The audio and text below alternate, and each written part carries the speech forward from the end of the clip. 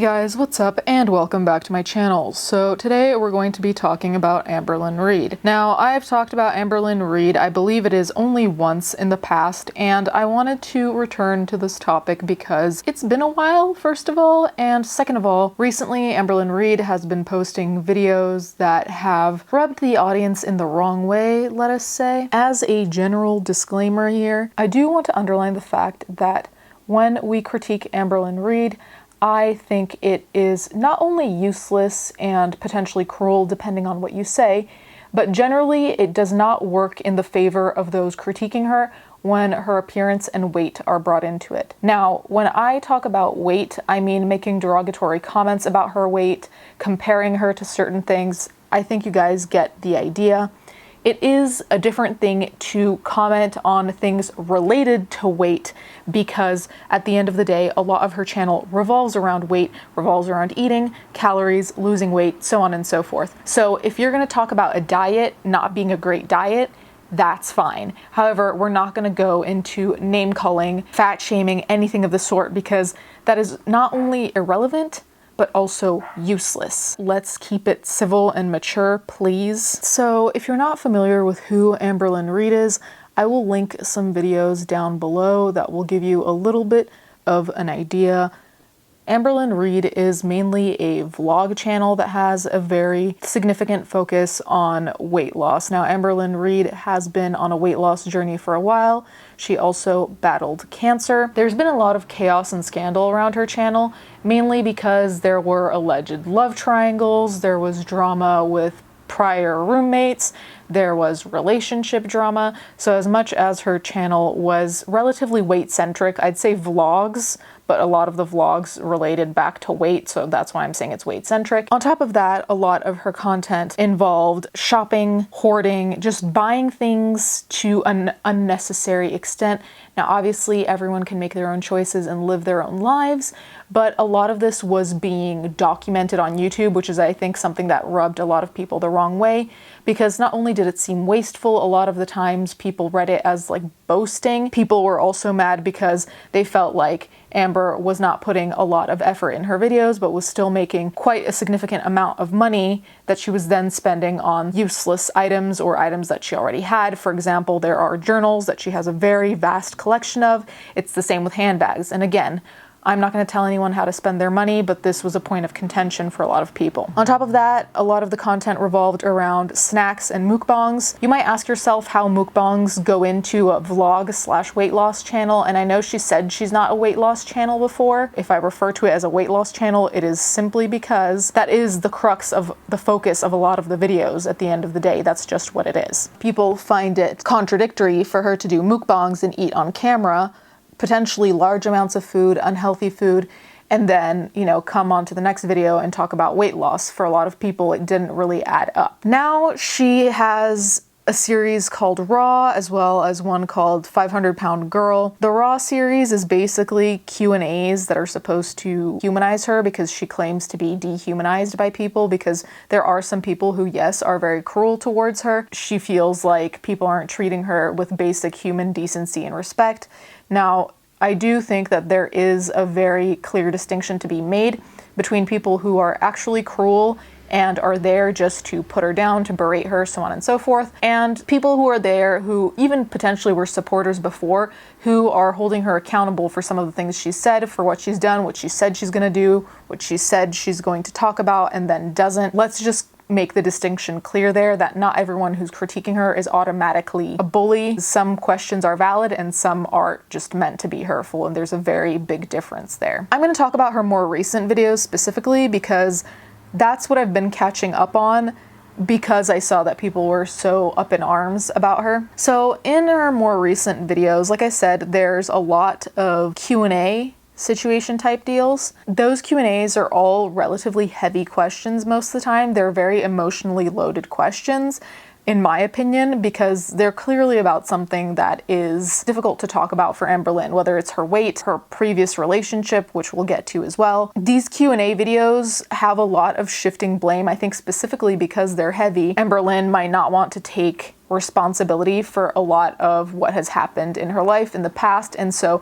there is a lot, I think, that is thrown back at the viewer. And by that, I'm connecting back to what I was saying before about being dehumanized. Amberlynn was talking about the fact that people talk to her or refer to her in ways that are not congruous with the way that you would treat a human. Empathy, compassion, sympathy, all of those types of feelings. She just feels like people are not really receptive to how she feels about things and are very quick to tell her what's what about her own life. I do have a fear of losing viewers because of success. And that's really, really sad. And I shouldn't feel that way. I shouldn't have this like heavy feeling on my chest of like, oh my God. So do I choose health or do I choose, you know, money because I need to put a roof over my head? I need to put food in my fur baby stomachs. I need to be able to take them to the vet. I need to be able to pay for electricity. I need to be able to buy toilet paper. Like, so do I choose health or do I choose career? And I choose health. I choose health without a doubt. And the only thing I can wish for myself and for the community following me is that it'll change. The people who want to see me fail, who enjoy seeing me at almost 600 pounds, those people will go away. And I'm hoping that I will find a different type of audience because I know that I'm not insanely boring. I honestly, my content, I remind myself of a lot of people that I watch on YouTube. Just very simple vlogs. Like that's the type of content I like. And I know there's a very large portion, thousands of people, viewers who also enjoy that type of content as well. So I'm not scared in that sense. There's so many different type of YouTubers out there. And so that means there's so many different type of viewers who like different type of content. And regardless of my weight, I know that I'm gonna get views. I just hate that like my channel was popular because of my size. And at the height of my depression and the height of my weight, me at my biggest, me at my bedridden state, that is when I got the most views.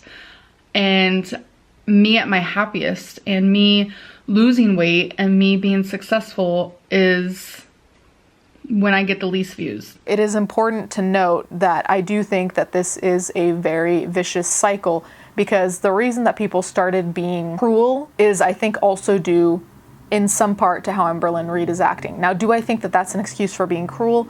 No. That being said, I do think it is a cycle that one feeds the other because there's the cruelty, then there's a response to the cruelty, and then there's even more cruelty because they know that what they're saying is affecting her, so they keep doing it. I'm not saying you shouldn't talk about what bothers you, but you also need to know when you start feeding what is bothering you. I do think that there needs to be an outlet that is outside of YouTube to talk about certain things because otherwise some people will just capitalize off of it, whether it's making you miserable or even making money off the cruelty.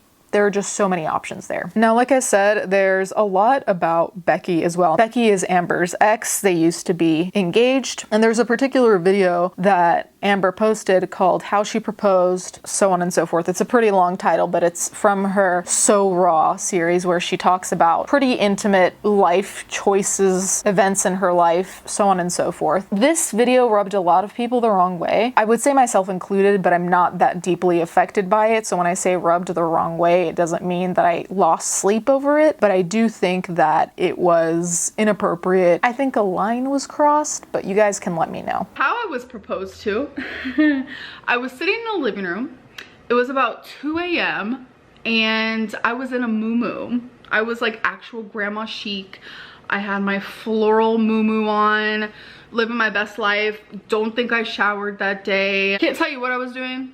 Probably binge watching some YouTube moment, who knows. And I remember it being January 13th because my partner thought that she wanted to change that day for me because years prior, that's a day that I got broken up on, like where my heart broke. So she wanted to change that day for me into something special, which I get where your mind frame's at. It's a good mind frame. but it's also kind of weird all in the same. Your heart was in a good place, but it was in a place that I don't know. It was just weird, okay? So I'm in my muumuu, not showered, hair greasy as per usual. And all of a sudden, like, she comes out, like, she's also in her pajamas, like, just living her best life. We both got the greasy hair, just living our actual separate lives in the same home. I don't know. There was definitely a disconnect, especially when she walked out of the bedroom with something in her hand, and it was like this clear box, and it was small, and I could tell something was in it. And she just sat down across from me and handed it to me, and I looked at it. You guys, this is embarrassing, but it's like an actual true situation type deal. It was a tiny pink vibrator with a engagement ring wrapped around it. Like, it was like, say this is the vibrator, it was like on it, like that. And she looked at me and said, "Will you have sex with me for the rest of my life?" And I said yes. We hadn't had sex. We had sex one time in the last like 3 years. So it was a definite, I don't know, it was very like disconnected. Amberlynn Reid really leaned into her private relationship with Becky, and there was a reason that it wasn't online prior how Becky proposed to Amberlynn. And I think that usually says it all. Now, granted, just because you don't share every detail of your life, it doesn't mean you're hiding something from the internet. That being said, it might be why you're not talking about it on the internet, because something went wrong, because you don't feel comfortable, whatever it is, you're entitled to that. Everyone's entitled to react the way they want to whatever happens to them. There's a layer of inappropriateness, A, and B, I do think that there is some cruelty in throwing that out there. I don't know if it's without Becky's consent, but I'm pretty sure Becky probably wouldn't have said yes to this, but that is just what I'm supposing. Now, Amberlynn described the proposal in a way that showed her clear dislike, disgust, a whole variety of terms that are just synonyms with she was not happy with it whatsoever. Aside from it being a breach of boundaries, like I said, I think a lot of this is very emotionally loaded, because already having a marriage fall through, so, you know, you're engaged, you're expecting to get married, right? Having that fall through must be devastating. You know, like, even if things weren't going well, even with all the reasons in the world, I still think it's devastating pretty much no matter what. Even if it was like the worst relationship ever, I still think there are people who leave the worst relationships ever and are still devastated, because you still create an image in your mind of what your future is going to be like, how things are going to go, where you're going to live, you know, like all these plans come to mind. So I'm not saying they had a bad relationship. I'm just saying in the best or in the worst of cases, I still think it would be devastating no matter what. For that to be kind of aired out, I don't think that's appropriate whatsoever. On top of that, there have been sit-down vlogs. Now, I know this sounds completely irrelevant and unimportant compared to what I just talked about. So one thing that people have also been noticing is that Amberlynn has been doing a lot of sit-down vlogs. So sit-down vlogs are very similar to Q&As for most of the time, because she still is answering questions or responding to some comment she got. Even if it's not in a whole Q&A format, it's usually some kind of reaction. Those sit-down vlogs have people, I suppose, annoyed, because first of all, a lot of people find them boring, which people are entitled to think. But aside from that, as a channel that focuses so much on weight loss, I think a lot of people really want to see Amber moving, doing things, so on and so forth. Also because, and I don't mean this in a mean way, but I do think that the majority of people who follow Amber are not doing it because they want to hear her opinions about certain topics. You know, like, everyone has their own genre and topics that they cover, and if you cover something that's completely different, some people might not be into it. With a lot of these sit-downs, I don't think that's what the majority of people who watch her want to see. Does that make sense? In terms of her content, a lot of her recent videos, and this connects with the sit-down thing, a big problem with the sit-down videos is that they come off as repetitive. And in fact, even if we look at the titles of her videos, a lot of her titles now are just lists of things. Basically, seeing a list of things, I'm like, how is it possible that all of this is going to be covered? And on the other hand, I'm also like, do I really want to hear someone talk about all these things for just like a couple of minutes instead of having like one discussion about one topic that's in depth, you're giving me your opinion, you're giving me examples, so on and so forth, I'd probably rather that than a kind of compilation of, hey, there's this, hey, there's this, hey, there's this, hey, there's this, because I barely have time to process one that you're moving on to the other. But if the topic itself isn't that interesting, it's like, I don't have time to process this boring thing, and you're moving on to another boring thing. And that's not me saying everything is boring, that's just how I react to these types of titles. Regardless, that's basically, I think, a big part of what makes her content seem repetitive to people, which is also why I think they're bothered. On top of this, a lot of the content revolves around weight. Even just in the screenshot I took, there's a full day of eating, which obviously, connects to weight in its own way. Ozempic weigh-in, my diet update. There are a lot of updates on her general physique.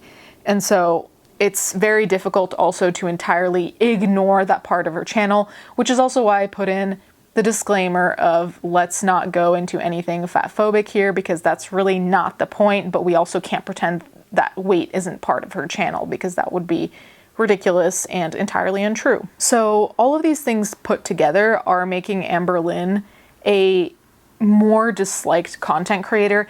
And I mean, even since I made my video, I think it was over 2 years ago now, I've lost complete track of time, but I'm pretty sure it's been a long time. And it seems like things have changed in some ways with Amberlynn, but they've also stayed very much the same. And I think that's also what is really troubling and bothersome to people, is that they're staying the same. So even with all the comments, I'm talking about constructive comments, not the cruel ones, even with all the constructive comments of, hey, you should do this, hey, you should do that, it seems like Amberlynn is still in a very similar place that she was in 2 years ago, 4 years ago. No matter the changes in her private life in terms of relationships, it seems like the topics keep repeating themselves and the problems keep being the same, which I don't think a lot of people would have a problem with, but I think the problem comes down to a lot of people don't feel like Amberlynn is trying, and that's why they're over it. I think if they saw a creator who actively showed themselves trying to be better, trying to improve things, trying to change whatever is an issue, the audience would be a lot more receptive and a lot more understanding, because they still see that the effort is being put. However, with Amberlynn, a lot of the audience doesn't feel that way or doesn't see it that way, and therefore it feels like there's no effort, and therefore why should they be particularly empathetic towards someone who's not trying? That's the way I think a lot of people see it. And there is something to be said for content that's extremely repetitive when it's supposed to be a journey, because the journey implies that there's going to be progress, and if that's not there, what are the people sticking around for? Does that make sense? Anyways, guys, you can let me know what you think in the comments down below. Thank you guys so much for watching. Thank you to my patrons as always, and I'll catch you guys next time.